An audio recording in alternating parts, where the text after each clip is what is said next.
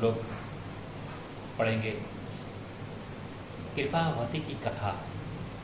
क्रोधित प्रमित ने नल की तत्क्षण ही भस्म हो जाने का श्राप दिया। उसी क्षण नल को भस्म होता देखकर सुदेव प्रमित के चरणों में गिर गिर कर बार बार अपनी गलती का पश्चाताप करते हुए श्राप से मुक्त होने की क्षमा याचना करने लगा। प्रमित का क्रोध अब शांत हो चुका था, अतः उन्होंने कहा, ठीक है, वैसे तो आपको कुछ समय के लिए बनना ही पड़ेगा, परंतु जब कोई क्षत्रिय राजकुमार तुम्हारी कन्या से बलपूर्वक विवाह करेगा तब से तुम क्षत्रिय हो जाओगे। इसी कारण मेरे पिता को कुछ समय के लिए व्यस्त होना पड़ेगा। मेरी भी कहानी कुछ ऐसी ही है। प्राचीन काल में राजा सुरत गंधमाना पर्वत पर कठिन तप कर रहे थे। एक दिन उन्होंने बाज के द्वारा घायल पक्षी सारी को पृथ्वी पर गिरकर छटपटाते देखा।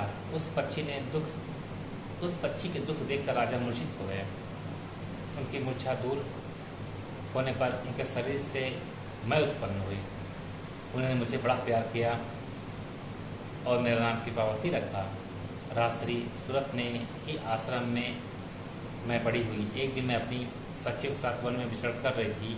वहाँ अगस्त मुनि के भाई पुष्पनद एकत्र कर रहे थे।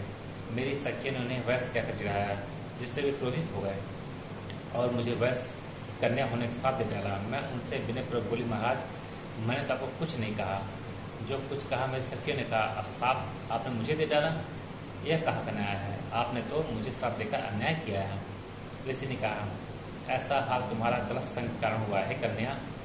जब तू वैश्य जात में उत्पन्न होकर अपने पति को राजग्रहण हेतु उपदेश देगी तब तुम्हें अपनी जात की याद आ जाएगी और पति के साथ क्षत्रियत्व प्राप्त कर दिव्य भोग का उपभोग करेगी। अब तुम भय छोड़कर आश्रम में निवास करो। इसलिए हे नाथ, न मेरे पिता वैश्य थे, न मैं, आप भी वैश्य नहीं हुए।